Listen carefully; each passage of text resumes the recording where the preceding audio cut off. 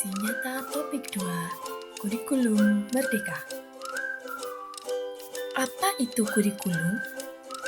Kurikulum merupakan titik awal hingga titik akhir belajar murid.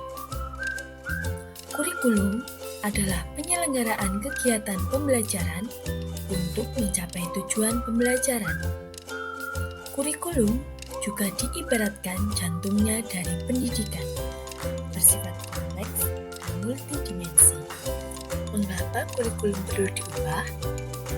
Kurikulum bersifat dinamis, terus berkembang dan diadaptasi sesuai konteks karakteristik murid. Isu kekinian yang menyebabkan perubahan kurikulum antara lain perubahan iklim global, teknologi digital, industri multinasional, dan transformasi budaya.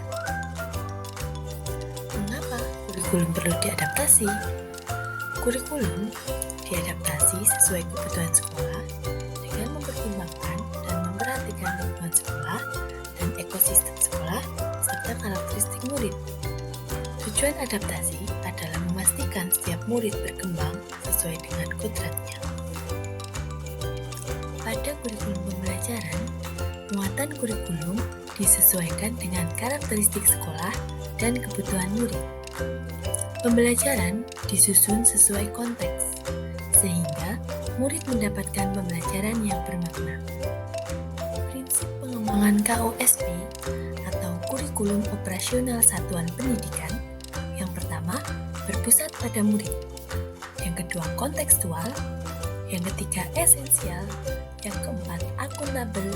Dan yang kelima, melibatkan berbagai pemangku kepentingan. Capaian pembelajaran. Capaian pembelajaran atau CP adalah kompetensi dan karakter yang ingin dicapai setelah menyelesaikan pembelajaran dalam waktu tertentu. CP memuat konten isi esensial. Dari capaian pembelajaran, kita dapat menyusun tujuan pembelajaran, kemudian alur tujuan pembelajaran, dan modul ajar. CP dirancang berdasarkan fase. Satu fase, rentang waktu antara 1 sampai 3 tahun. Pembagian fasenya seperti berikut. Fase fondasi dimulai di jenjang PAUD. Fase A, kelas 1 sampai kelas 2 SD. Fase B, kelas 3 sampai kelas 4 SD. Fase C, kelas 5 sampai kelas 6 SD. Fase D, kelas 7 sampai kelas 9 SMP.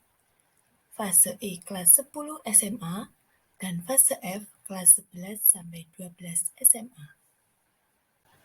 Struktur pembelajaran dengan paradigma baru, tujuannya menjadikan pembelajar sepanjang hayat sesuai dengan profil pelajar Pancasila.